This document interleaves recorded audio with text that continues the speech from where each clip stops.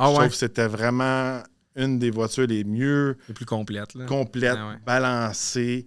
C'était un missile, ça avait du son, c'était confortable, c'était all-wheel drive, ça a plus que 600 HP. Puis c'est 600 HP qu'on peut mettre au sol. Ouais, Je comprends. les L4, là, ils mettent pas trop au sol. Là. Ils mettent plus dans la boucane. Ouais, c'est ça.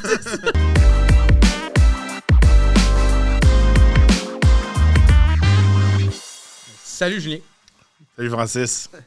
En fait, je t'appelle Julien, mais t'es connu sous le nom de Jules Torque. Puis ça a l'air stupide, mais je vais direct. Ben, pas ça a l'air stupide, en fait. On a commencé un peu à le faire. T'es notre deuxième invité officiel pour ce nouveau type de podcast-là. Il n'y a pas tant de noms encore, il faut qu'on discute de ça. Là. Ouais, Moi, j'avais pensé à hors-série, mais l'équipe de contenu n'est pas d'accord avec mon idée. Je trouvais ça cool. Là.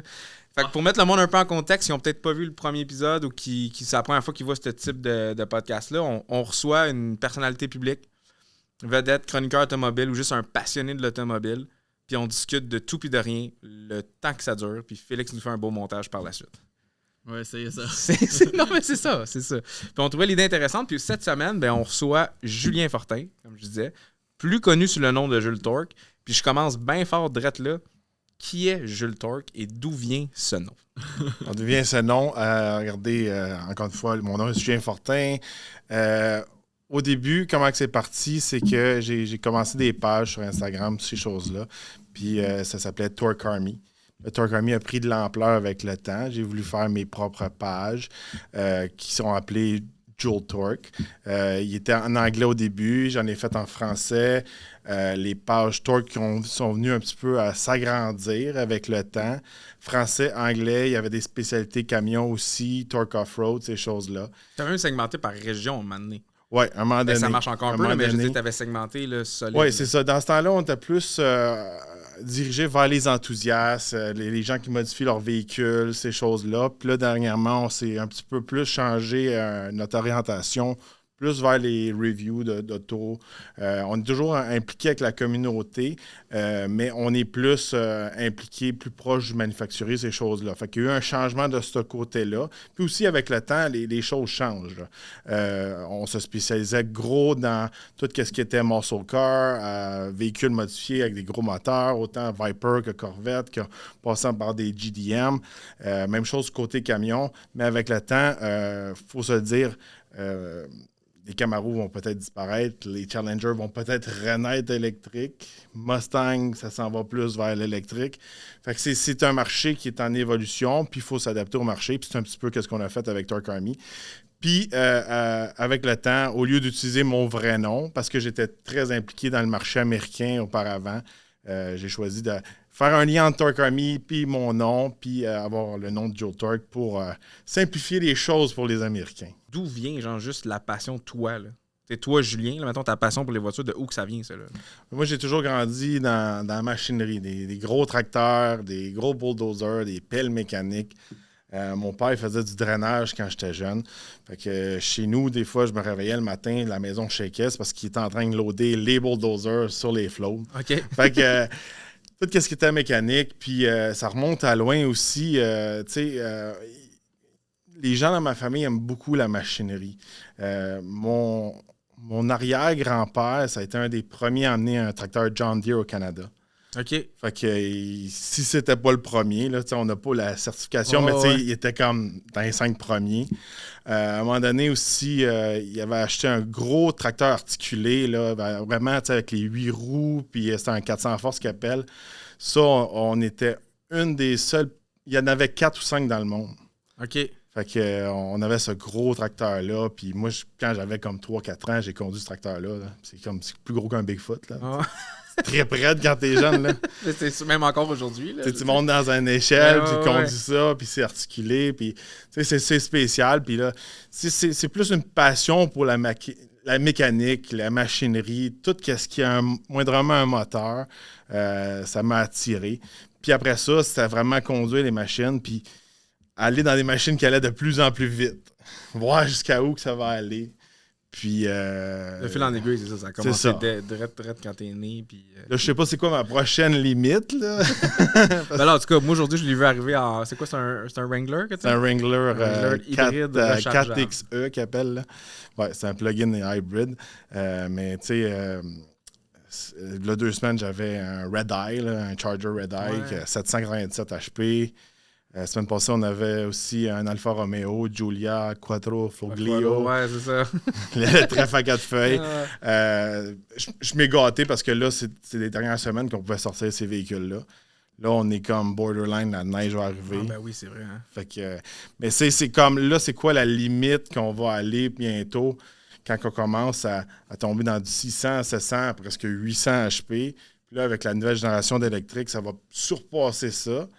Ouais, mais c'est vrai. Ça c'est une autre affaire. Puis je veux revenir tantôt plus en détail, mais c'est vraiment un gros point. C'est que là, maintenant, on enlève le volet. On l'enlève pas, le volet gaz, mais mettons qu'on l'enlève juste pour la cause de l'eau aujourd'hui. L'électrique est déjà vraiment énormément puissant et abordable, là, entre guillemets. Là. Tu peux sortir un Model 3 à 55 000 $, puis ça fonctionne très bien. Là. C'est très rapide. Imaginons, genre, les prochaines générations de véhicules électriques qui vont vouloir avoir tu sais, comme la Tesla Plaid, mettons, là, ou les prochaines qui vont arriver, là, ça n'a aucun sens. Il va falloir qu'il y ait une limite à un moment donné, puis que ça soit bloqué, ou je sais pas comment ils vont faire, mais là, la technologie... C'est sûr et certain, parce que quand on tombe dans des moteurs, souvent qui ont 600 à 800 HP, il faut savoir comment les conduire, savoir comment les contrôler. Quand on tombe dans un Tesla, ces choses-là, c'est beaucoup plus facile à conduire, ça l'accélère beaucoup plus vite. Puis monsieur tout le monde peut être en arrière du volant. Ouais, exact. Puis aussi, souvent, ils sont all-wheel drive, fait qu'il y a moins de chances, ça dérape, ça colle mieux, il y a beaucoup de choses, ça fait pas de bruit aussi, tu sais. C'est moins gênant à aller vite, je pourrais dire. Puis là, ben, je t'entends parler, puis on t'entend parler, on te connaît quand même, nous autres, pas pire, là. On écoute aussi ce que tu fais. Comment t'as débuté ça, mettons, ta carrière dans le domaine automobile? Parce que t'es pas arrivé du jour au lendemain, t'as fait, j'ouvre un channel YouTube, j'ouvre mes pages, je fais ça. Comment ça a commencé, ça? Ben, d'abord, ça fait depuis depuis que je suis au collège, je suis dans le domaine automobile. J'ai été étudié à Barrie, en Ontario. C'est vraiment un programme qui est spécialisé en administration et marketing pour l'automobile. OK. Fait qu'en gros, ils forment les gens qui vont diriger les concessionnaires de demain ou aller côté corporate. Fait que j'ai fait mon collège là. Après ça, j'ai fait mon université en Floride à West Palm Beach, au Northwood University. Fait que là, veux pas, je baignais dans le domaine automobile. On avait plusieurs co-op où on avait plusieurs guest speakers, je pourrais dire, là, des invités à notre école qui venaient des compagnies ou de méga groupes de dealership. Fait qu'on faisait beaucoup de réseautage là-dedans. Puis par la suite, j'ai été impliqué beaucoup avec les manufacturiers. J'ai touché pas mal tous les domaines qu'il n'y a pas dans l'automobile. J'ai été côté financier, côté concession, les pièces, j'ai touché au aftermarket. Puis, qu'est-ce que j'aimais le plus, c'était vraiment le côté marketing, événements et la formation. Fait que pendant 13-14 ans, j'ai fait salon de l'auto et de la formation pour les concessionnaires. Fait que j'étais formateur l'été. Okay. Puis l'hiver, je faisais le tour du mois de septembre jusqu'au mois presque mai. Des salons de l'auto. On avait quelques événements des fois pendant l'été, mais c'était plus rare. Puis je m'ai même rendu au niveau américain, je pourrais dire. Fait qu'on faisait pas juste le Tour Canada, on faisait le Tour USA Canada. Mais ça, m'en allait dire parce que septembre, ça doit commencer aux États-Unis. Ouais. Septembre, Canada, c'est comme Texas Fair. Puis ces choses. C'est ça. OK. Parce qu'au Canada, c'est janvier jusqu'à mars à peu près, le mars-avril. Mais là, il y en a plusieurs qui arrivent. Il y en a des gros, tu sais, comme Miami, LA, qui sont plus à l'automne. Texas Fair, c'en est un gros. C'est pas juste un salon de l'auto, c'est une fair. Là, il y a 3 millions de visiteurs. Fait que, là, toi, tu faisais le tour au complet? Presque, pas au complet. C'est impossible de faire au complet parce qu'il y a des overlaps. Là. Il y a 80 salons de l'auto dans le temps, puis à cette heure. Ben là, ça recommence cette année. Ouais, ça recommence. Mais aux États-Unis, il y en a vraiment des petits salons autant que des gros. Mais je pouvais faire... à un moment donné, je faisais presque 15 salons de l'auto. Là. Côté staff aussi, nous autres, chez Ford, on avait des product specialists. Fait que c'était des gens qui étaient formés plus que peut-être un autre manufacturier. Il y a d'autres manufacturiers, eux autres, il y avait des CSR qu'ils appelaient. OK. Ça, c'était vraiment Customer Service. OK. Fait que ils étaient là, il y avait peut-être un training de 1 ou 2 jours, mais c'est des gens qui connaissent pas tellement les autos. Pas toujours des passionnés. Il y en a qui sont passionnés, ils vont prendre le temps le soir d'étudier leurs choses. Ouais, C'est pour ça que quand on va au salon de l'auto, des fois, il y en a qui connaissent pas trop ça. Puis il y a d'autres marques. Ils connaissent ça vraiment intense. Fait que nous, chez Ford, on avait au moins une semaine de training à Dearborn, au bureau chef, aux États-Unis. Puis aussi, il y a une différence entre faire 5 ou 6 salons de l'auto ou tu en fais 15 dans une année. À un moment donné, quand tu en fais 15, ça fait 2-3 ans que tu en fais, mais tu commences à connaître tes Ford. Ouais. Tu commences à connaître les Ford, mais tu commences à connaître aussi ta clientèle, qui est le genre de questions que tu vas recevoir aussi. Fait que tu évalues le OK, je comprends. Fait que dans le fond, ça a commencé de là. Genre. Ouais. Fait que la carrière a monté, puis après ça, tu es allé un peu plus vers le web. Puis là, ça m'amène à essayer de comprendre, parce que je ne l'ai pas encore compris. La vraie, ben pas la vraie différence, mais en fait, c'est quoi le chroniqueur? La différence d'un chroniqueur web automobile versus les médias traditionnels actuellement. Ça dépend des marchés. Je pense que ça explose plus en anglais qu'en français pour l'instant. Français, c'est un marché un petit peu plus limité, un petit peu plus old school. La plupart des chroniqueurs, journalistes automobiles au Québec, écrivent encore beaucoup. Où il y en a plusieurs qui n'ont pas fait la transition vers les réseaux sociaux ou simplement ils ne veulent pas le faire. Il y en a qui le font, par contre. Oui, il y en a qui le font. Il y en a qui sont partis du média traditionnel puis qui font les deux. Je parlais avec plusieurs gens qui sont dans les relations publiques pour les manufacturiers. Ils m'ont dit qu'il y avait une différence entre le marché anglais et français. Ils m'ont dit qu'en anglais, les journalistes avaient plus tendance à faire la transition, à s'appliquer plus. Puis au Québec, c'était un petit peu plus la vieille école. OK. Fait que c'est un petit cercle fermé. C'est pas ouvert à monsieur tout le monde. Il faut avoir les bonnes relations. C'est pas parce que tu as une super page YouTube, c'est pas parce que tu as les meilleures caméras, le meilleur staff, le plus drôle, les plus de views que tu vas réussir à rentrer là-dedans. Ça prend les bonnes relations, puis ça prend aussi le contenu adéquat et la façon de parler comme les manufacturiers l'aiment. Fait que si tu es tout le temps en train de jumper des chars, faire des choses boucanes, péter des moteurs, faire des choses illégales, ou encore là, peut-être c'est hors sujet, mais parler de choses qui n'ont pas rapport avec l'automobile, s'impliquer dans la politique, ces choses-là, mais des fois, les manufacturiers, ces choses-là, ne veulent pas s'impliquer là-dedans parce que c'est trop risqué. Puis aussi, ils leur prêtent des voitures que 50, 100, 150 000 et plus. Ouais, exact. Ils ne veulent pas qu'on se réveille du jour au lendemain, puis il aille péter l'auto. Mais il faut qu'il y ait quand même une certaine... On en parlait un peu avant le podcast, hors cam, mais il faut quand même qu'il y ait une certaine liste restreinte, parce qu'à un moment donné, c'est pas n'importe qui peut s'improviser chroniqueur automobile puis avoir la chance de faire des reviews, mais de juste avoir la chance d'être sur une liste, d'avoir les véhicules de presse. Là. Parce que, tu sais, dans le fond, là, toi, comment t'es arrivé à faire ta place dans ce domaine-là? Là? Mais moi, j'avais déjà les relations à cause des salons de l'auto, la formation d'un concessionnaire, ces choses-là. Puis, à un moment donné, de fil en aiguille, j'étais dans les salons de l'auto, puis il y avait des nouveaux programmes qui s'ouvraient chez GM. Ils cherchaient des influenceurs. Puis, il y a beaucoup de monde qui m'ont référé. Puis, c'est GM qui m'ont ouvert la porte en premier. Okay. C'est eux autres qui m'ont donné la chance. Puis, on dit, garde, on t'invite à des événements. Si tu veux, on t'ouvre notre flotte de presse.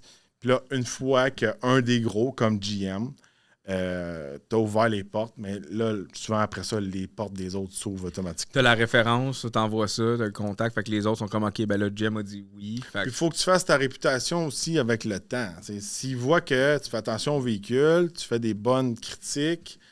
Tu sais, moi, je suis grand. Je suis grand puis je suis large. C'est sûr et certain, quand je rentre dans un Versa pis ces choses-là, c'est pas mon type de véhicule. Mais tu sais, il faut que je me mette à la place de la personne qui va acheter ça. Même si moi, j'aime pas ça puis je ne fête pas dedans, mais il y a une certaine clientèle pour. Puis c'est ça, à un moment donné aussi. C'est parce que si tu fais trop, mettons, du muscle car puis du truck, tu fais jamais des petits autos économiques ou différents styles d'auto. À un moment donné, il faut comme, toi, tu es un gars de truck. Tes reviews sont biaisés parce que dans le fond, tu fais juste ce que t'aimes. Pas que juste ce que t'aimes, c'est juste que tu es catalogué. Ouais, OK, je comprends. Il y a certaines personnes qui viennent cataloguer. Ah, lui, il n'aime pas les voitures électriques. Lui, il est pro-électrique.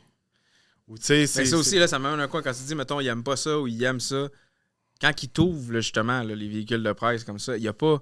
C'est sûr que non, là, mais je veux dire, est-ce que tes reviews, là, je vais parler pour toi, dans le fond, là, est-ce que tes reviews sont, je vais pas dire biaisé, là, mais tu sais, est-ce que c'est des reviews honnêtes que tu vas faire, étant donné que même si c'est le concessionnaire directement ou le dealer, le manufacturier, excuse-moi, qui te prête le véhicule, tu vas quand même honnêtement te mettre dans la peau de la personne qui pourrait acheter ce véhicule-là. Pour faire la critique. Mais tu sais, l'affaire qu'il y a, c'est que moi, j'aime pas dire genre, cette auto-là, ça vaut pas de la merde, achetez pas ça, c'est pourri. Il y a toujours des points négatifs et des points positifs dans tout. Moi, je fais des tests qui vont parler d'eux autres même. J'essaie de masser dans le siège en arrière, je rentre pas. Ben, regarde, si t'es grand comme moi, puis t'es gros comme moi, mais tu rentreras pas. C'est pas positif ou négatif, c'est le test. C'est le résultat. C'est le résultat. Ce que je voulais emmener, en fait, c'est que ces genres de reviews-là qui ne sont pas commandités. Ouais. Qui ne sont pas commandités directement, genre on veut que tu dises ça, on veut que tu fasses ça. C'est que c'est là qu'on est avec les YouTube, Instagram, TikTok, tout le kit. Ce qui fait en sorte que ce genre de plateforme-là, puis les genres de reviews que tu fais, c'est pas nécessairement positif, c'est pas nécessairement négatif. Il y en a qui vont être super positifs parce que ça donne que c'est vraiment une perle, le véhicule ou le camion.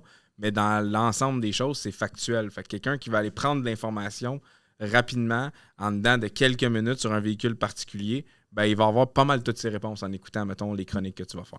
C'est sûr aussi, chacun a leur style, chacun a leurs préférences. Moi, je ne le cacherai pas. Il y a des gens comme... Moi, j'adore ça, conduire des L4, puis il y a des gens qui détestent ça. Ben, c'était ça. Là, je te pose la question. C'est quoi le véhicule, ton véhicule ou le camion, peu importe, favori que tu as eu en tant que véhicule de presse? J'en ai plusieurs, mais j'en demande un. Mon coup de cœur dernièrement, c'était vraiment BMW M5 Compétition. Je trouve que c'était vraiment une des voitures les mieux... Les plus complètes. Là. Complète, balancée. C'était un missile, ça avait du son, c'était confortable, c'était all-wheel drive, ça a plus que 600 HP. C'est 600 HP qu'on peut mettre au sol. Je comprends. Les L4, là, ils mettent pas trop au sol. Là. Ils mettent plus dans la boucane. C'est vrai, pareil. Mais en plus, on pouvait le mettre littéralement en mode propulsion. J'ai tellement aimé cette voiture-là. Là. Puis on peut la mettre silencieuse comme on peut le mettre à un niveau de système d'échappement que pour le manufacturier, ça crie fort. OK. Très fort. C'est un niveau de genre, je m'en vais du lapping. C'est ça. Piste, là. Je m'en vais sur la piste. Je sais pas si je l'ai utilisé sur la route, là. Mais tu sais, ça vraiment... Tu zoomeras sur son clin d'œil. ça pète vraiment fort, mais j'étais surpris du confort des sièges, de la ride de l'auto, la shape. Tu sais, il y avait des affaires que... je voulais modifier mes voitures comme ça dans le temps. Comme quand j'étais jeune, j'avais un Jetta, ça a été une de mes premières voitures, j'avais un VR6 GLI. Moi, j'aimais ça, le toit en carbone, le petit lip en carbone, le petit aileron en carbone. Mais le M5, il y a tout ça. Il y a le contour, il y a l'exhaust wrappé en carbone. Il y a des petits détails comme ça. Plus la technologie, plus la puissance, plus le all-wheel drive. C'est un vrai 4 places, il y a une vraie valise. Des fois, il y a des autos à cette heure, il faut faire des méga sacrifices. Là. Quand on tombe dans un Mustang, dans un Camaro, ben, les sièges arrière, ils sont pas utilisables. La valise est presque pas utilisable. Fait que des fois, quand on tombe dans ces véhicules-là, on fait comme « wow ». C'est une vraie berline, genre, complète. C'est très solide. Puis adapté ici. Moi, je trouve que quand on commence à dépenser des 150 000, mettre dans le garage un 4 portes. Tu sais, quand on a une Corvette, une Porsche, quand on le met pour l'hiver, c'est ma bébelle de fin de semaine. Mais là, mettre un 4 portes dans le garage tout l'hiver, je trouve... Ouais, je comprends très bien ton point. Comme... Mais justement, en parlant de ça, là, mettons, là, par rapport aux voitures puissantes et imposantes qui font du bruit, tu disais l'M5, tu l'as bien aimé. Là. J'aimerais ça que tu me racontes une anecdote, genre. La plus drôle, ou peut-être pas la plus drôle, mais le fait cocasse que tu as eu quand tu as eu un véhicule de presse. Un accident qui t'est arrivé ou quelque chose, peu importe, quelqu'un qui t'a volé le véhicule de presse. J'ai pas eu d'accident avec les véhicules de presse. Alors les on-cam. Bonne réponse. Ouais, c'est ça.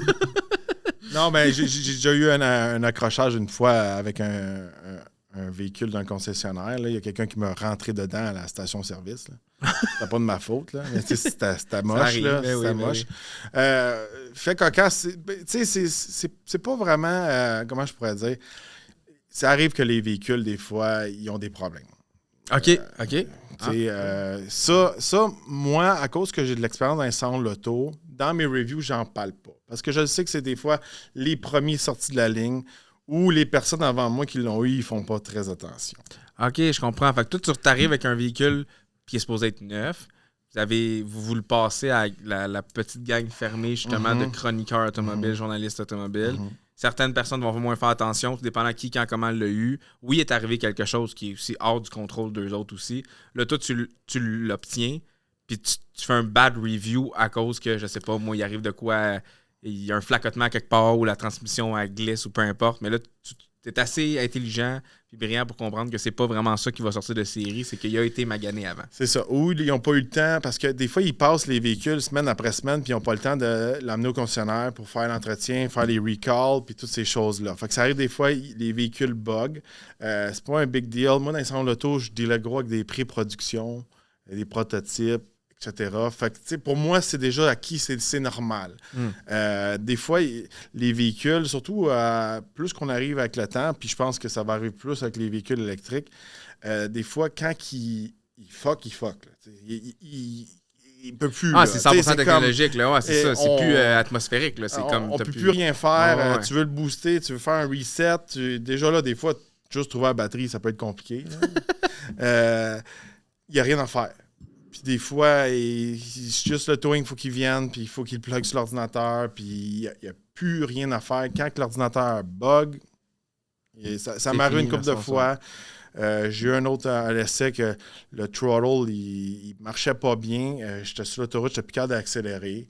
J'étais plus capable d'aller en haut de 2000 tours. C'était comme dangereux. Très dangereux, mais ouais. Fait que là, on pogne des trucs. On arrête le véhicule, on ouvre la porte, on sort avec la clé. On le barre, comme un genre de revient. reset. Ça fait un reset. Ça, c'est comme un soft reset. Ça, des fois, ça fonctionne. Des fois, il faut dépluguer la batterie.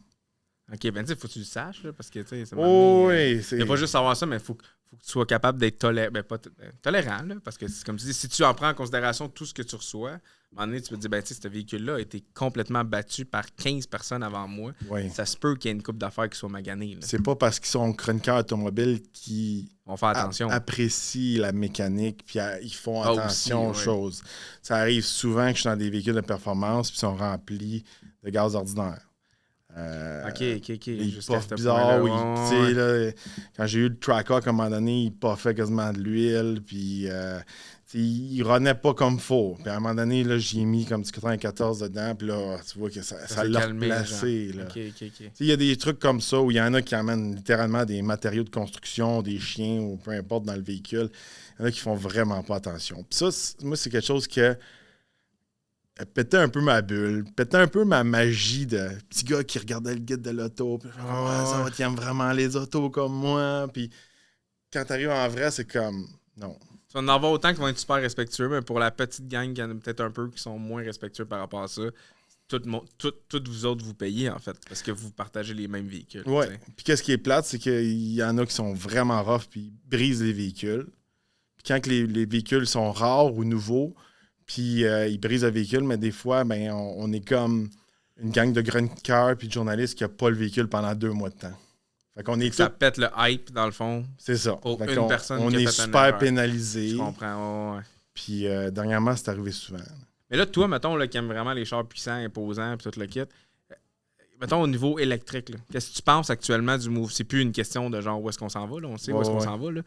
Qu'est-ce que tu penses un peu du mouvement électrique en ce moment, là? Exactement. Moi, qu'est-ce que j'ai peur des véhicules électriques, c'est que ça devienne comme des cellulaires.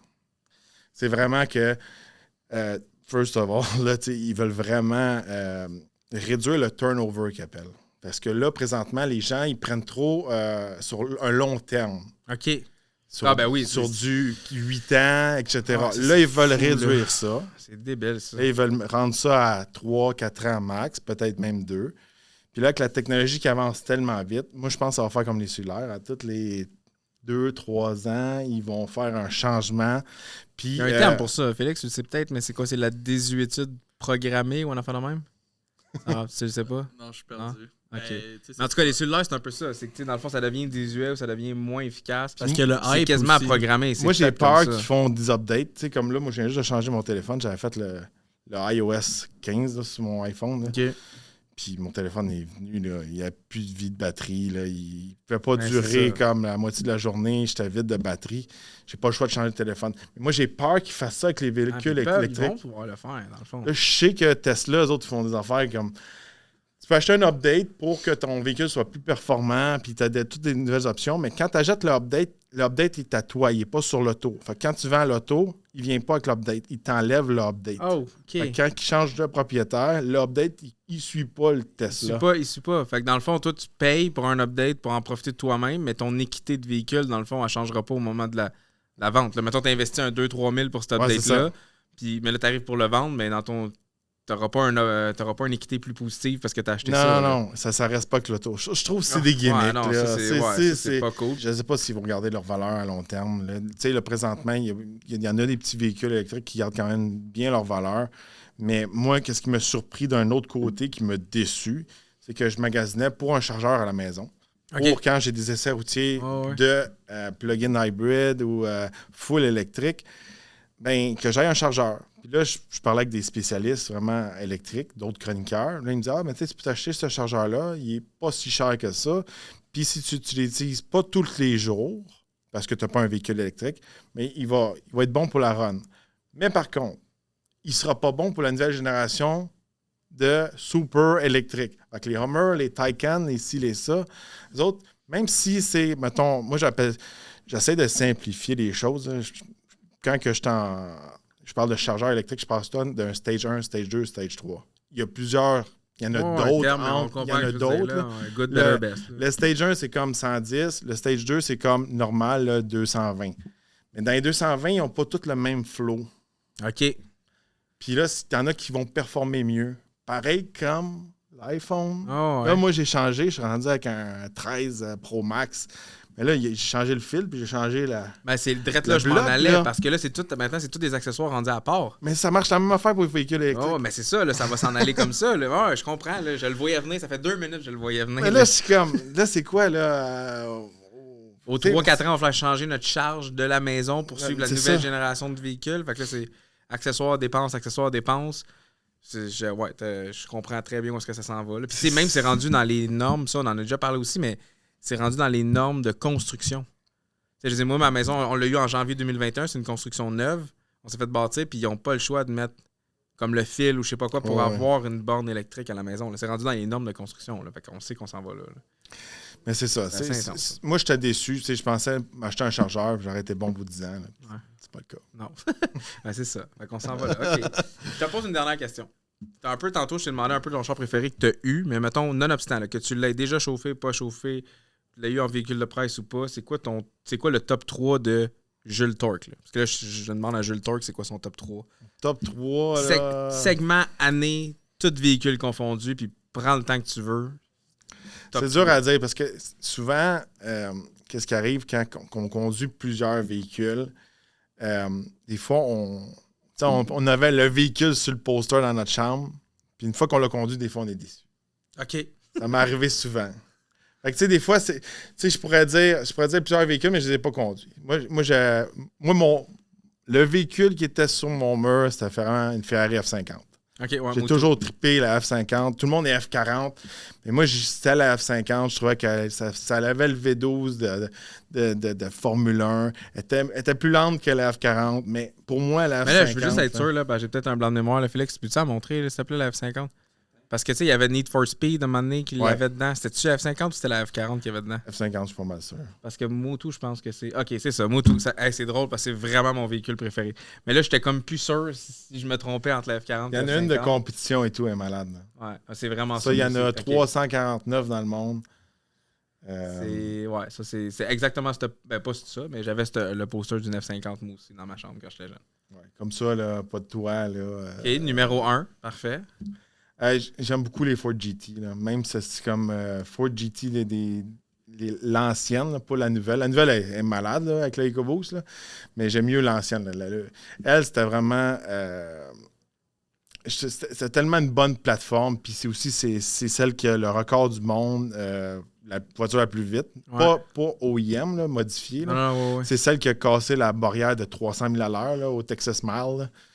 Puis le véhicule est comme overbuilt, qu'appelle. Il y a un space frame très solide. La transmission, elle peut prendre plus qu'un 1000 HP.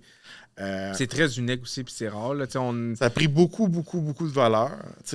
Encore aujourd'hui, tu peux pas acheter ça au concessionnaire. Là. Non. Il y en a quelques-uns. Les dernières qui ont sorti, ça prenait une entrevue. C'est ça. Moi, j'ai dévoilé la nouvelle génération quand j'étais avec Ford dans ce temps-là.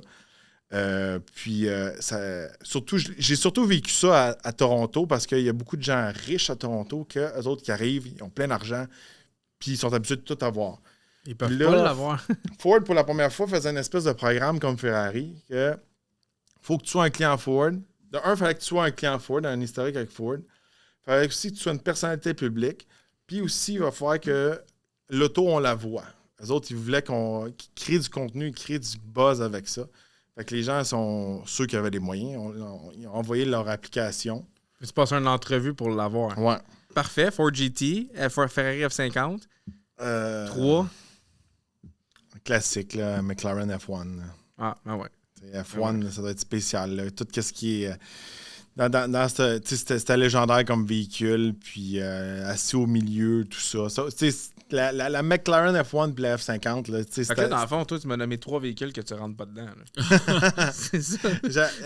La Ford GT, je sais qu'il y a un siège pour les grandes personnes. OK. Il change la braquette. OK, il change la braquette ouais, pour les grandes personnes. Il change la braquette. Okay. Ça, je sais que... En tout cas, ça, je suis pas mal sûr que je rentre dedans. Les autres, garde, j'ai jamais été... j'ai déjà touché une F50, là, mais j'étais loin de m'asseoir dedans. Mais c'est vrai que c'est petit. Je m'ai déjà assis dans une Porsche 959, puis c'était comme... Oh, wow, t'sais. Non, mais je dis ça parce que, tu sais, j'ai dit, costaud de même, moi, j'ai déjà vu Hugo... J'avais, tu sais, les FRS que j'avais avant. Ouais. Les FRS d'équipé pour lui de Canada, j'ai déjà vu Hugo Girard rentrer dedans, là. Puis il a rentré dedans, là. C'était un bucket seat, puis tout, mais ça a tout pris rentrer dedans, là. Ils ont filmé pendant 10 minutes avant, puis ils ont mis ça dans les bloopers, puis... ça a été compliqué. Fait que je pensais que tu allais me nommer, mettons, un gros pick-up ou un gros SUV, mais j'adore les choix. Je les ai jamais. C'est parce que ça donne une expérience de conduite. Un pick-up, à un moment donné, là, quand tu les as conduits, tu les as tous chauffés. Ouais, je comprends.